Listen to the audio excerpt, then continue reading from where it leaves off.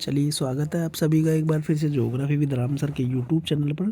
और आज हम देखने जा रहे हैं BA BSc part third year examination सत्र 2024 के प्रश्न पत्र को।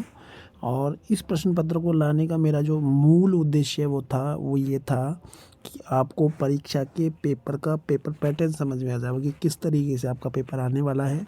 तो ये पुराना प्रश्न पत्र मैं आपके लिए लेकर के आया हूँ और आज इसमें देखेंगे हम किस तरीके से आपका पेपर पैटर्न रहता है। तो ये आपके मानव भूगोल से संबंधित प्रश्न पत्र है सत्र 2024 का। तो इसको हम समझते हैं। तो देखिएगा, इस प्रश्न पत्र की अगर बात कर ली जाए तो ये प्रश्न पत्र आपका होता है 75 नंबर का आर्ट्स वालों के लिए, और साइंस वालों के लिए होता है 50 नंबर का। अगर टाइम की बात की जाए तो आपका ये पेपर होता है 3 घंटे का। और इस प्रश्न पत्र को अब हम देख लेते हैं। तो चलते हैं नीचे की तरफ। अब देखिएगा, पहला ही प्रश्न, आप चाहे भूगोल में किसी से संबंध में आप पेपर दे रहे हो, चाहे आप भौतिक भूगोल का पेपर दे रहे हो, चाहे आप मानव भूगोल का दे रहे हो, चाहे आप भारत के भूगोल का पेपर दे रहे हो, तो पहला ही प्रश्न आपको मानचित्र से संबंधित मिलेगा। किससे संबंधित? मानचित्र से संबंधित आपको पहला ही प्रश्न मिलेगा। और उस मानचित्र के से संबंधित प्रश्न का बेनिफिशियल या बेनिफिट क्या है? बेनिफिट ये है कि आपका टाइम बचता है और आप जल्दी से जल्दी इस प्रश्न को सोल्व भी कर सकते हैं, और आपको लिखना भी बहुत कम पड़ता है, और केवल पॉइंट आउट करने पर ही आपको नंबर मिल जाते हैं। और इस टाइम को आप अपने बड़े प्रश्नों पर लगा सकते हैं, ठीक है। जो आप बड़े प्रश्न करेंगे सेक्शन ए, बी और सी के, ठीक है, उन पर आप इनको लगा सकते हैं, ठीक है। अब हम चलते हैं। पहला ही प्रश्न यहाँ आपको दे रखा है। देखिएगा, पेपर पैटर्न कुछ इस तरीके का रहता है कि आपके पेपर में 3 सेक्शन आते हैं, section A, B, C. B बड़े नंबर के प्रश्न इन सेक्शन में आते हैं। बाकी एक प्रश्न आपका मैप से संबंधित आता है, उसी में एक प्रश्न दूसरा आपका छोटे अति लघुतात्मक प्रश्न आते हैं। इस तरीके से आपका पेपर पैटर्न आता है। तो समझते हैं हम इसको। तो पहला ही प्रश्न आपको यहाँ मैप से संबंधित मिलेगा, जो मैंने अभी आपको बताया। तो देखिएगा, आपको यहाँ दे रखा है, आपको दिए गए संसार के मानचित्र में निम्नलिखित में से किन्हीं 5 क्षेत्रों को दर्शाना है। आपको 10 क्षेत्र मैप में देगा, 5 आपको मैप में दर्शाने हैं। तो पहला क्षेत्र आपको दिया है निग्रोटो प्रजाति के क्षेत्र, दूसरा आपको दिया है कालारी मरुस्थल, तीसरा आपको दिया है मसाई जनजाति के निवास क्षेत्र, चौथा आपको दिया है पटकोई बूम की पहाड़ियाँ, और प्रश्न नंबर 5वां जो आपको मैप में दर्शाने के लिए दिया है वो दिया है मेसोपोटामिया। अगला है पिग्मी जनजाति के निवास क्षेत्र, और फिर है आपका ग्रीनलैंड, विश्व का सबसे बड़ा द्वीप। मैंने मैप में बहुत बार बताया है इसको, और मैंने द्वीप पढ़ाए भी हैं। आप प्लेलिस्ट में जाकर के वीडियो आपको मिल जाएगा, देख लीजिएगा, ठीक है। इसके बाद में है उत्तरी अमेरिका के जनशून्य क्षेत्र, फिर है सवाना घास के क्षेत्र। ये भी मैंने आपको पढ़ाए हैं बहुत अच्छे तरीके से। आप बड़े इम्तहान से मैंने इसको पढ़ाया है, आप प्लेलिस्ट में जाकर के वीडियो देख सकते हैं, आपको मिल जाएगा। इसके बाद में नील नदी, ये भी मैंने बताई हुई है। इसके बाद में हम देखते हैं, अब ये तो हो गए आपके मैप से संबंधित प्रश्न, जिसमें आपको 10 क्षेत्र दे रखे हैं, 5 आपको दर्शाने हैं। अब हम चलते हैं इसी के सेक्शन बी में। अब सेक्शन बी में आपसे 5 छोटे प्रश्न आपको दे रखे हैं, 10 और 5 के उत्तर आपको देने हैं, ठीक है। तो 10 छोटे प्रश्नों में आपसे क्या पूछा गया है, जो कि अति लघुतात्मक प्रश्न है।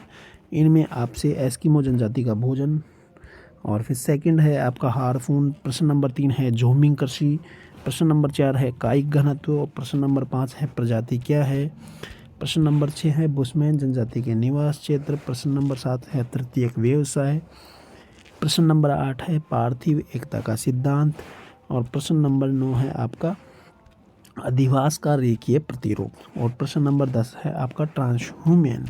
इस तरीके से 10 प्रश्न आपसे पूछे गए हैं, 5 के उत्तर आपको देने हैं। बात आपको समझ में आ गई होगी। अब हम चलते हैं बड़े प्रश्नों की तरफ। बड़े प्रश्नों का मामला क्या है गुरुजी? बड़े प्रश्नों में आपको 3 सेक्शन आपको देगा, सेक्शन ए, सेक्शन बी और सेक्शन सी।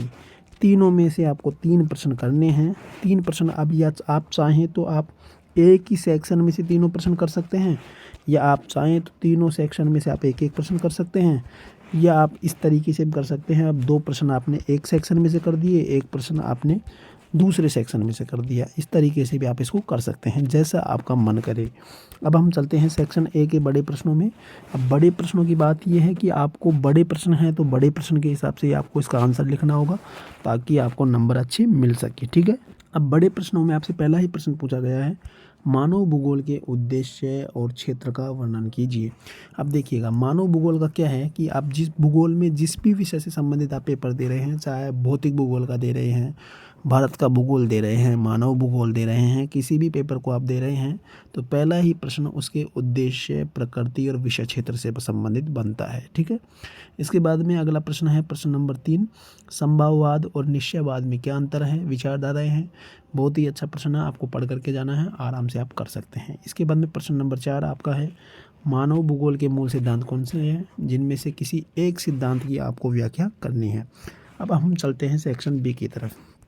सेक्शन बी में आपसे पहला ही प्रश्न पूछा गया है, प्रश्न नंबर 5, प्रजातियों का वर्गीकरण कीजिए और इनकी मुख्य विशेषताओं की व्याख्या आपको करनी है कि प्रजातियाँ कौन कौन सी होती हैं और उनकी वर्गीकरण आपको करना है, विशेषताएं आपको बतानी है। इसके बाद में अगला प्रश्न है प्रश्न नंबर 6, एस्किमो और नागा जनजाति के आवास स्थल, अर्थव्यवस्था और समाज पर एक भौगोलिक लेख आपको लिखना है। अब देखिएगा, एस्किमो जनजाति को छोड़ करके अन्य जनजातियाँ भी हो सकती है, बुशमैन हो सकती है, भील हो सकती है ना, नागा आपकी आ चुकी है। तो आप जितनी भी जनजातियाँ हैं उन सभी को याद कर लीजिएगा, कोई ना कोई आपको परीक्षा में निश्चित रूप से देखने को मिलेगी। मानव भूगोल के पेपर से संबंधित बिल्कुल 100% फैक्चुअल प्रश्न है, ये आता ही आता है। इसके बाद में अगला प्रश्न है, विश्व में जनसंख्या के असमान वितरण को आपको स्पष्ट करना है कि विश्व में जनसंख्या का असमान वितरण क्यों पाया जाता है, और पाया जाता है तो गुरुजी कहाँ पर जनसंख्या अधिक पाई जाती है, कहाँ पर न्यूनतम पाई जाती है, उन सभी के बारे में आपको वर्णन करना है।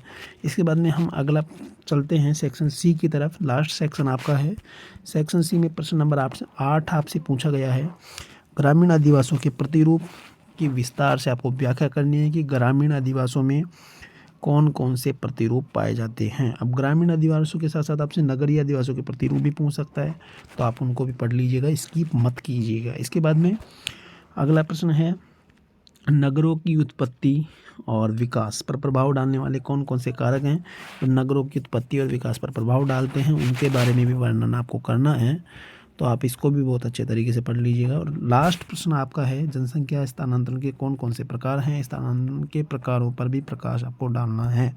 यानी देखिएगा, जनसंख्या स्थानांतरण माइग्रेशन, देखो एक तो मेल का माइग्रेशन जो होता है वो सबसे ज़्यादा होता है बेरोजगारी की वजह से, और अगर फीमेल के माइग्रेशन की अगर बात कर ली जाए तो वो होता है मैरिज, उसका सबसे ज़्यादा बड़ा जो फैक्टर होता है वो होता है मैरिज।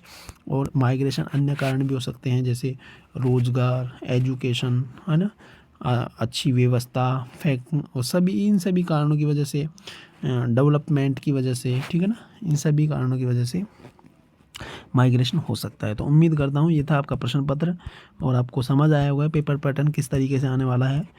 और जब तक के लिए मुझे दीजिए इजाज़त, नमस्कार।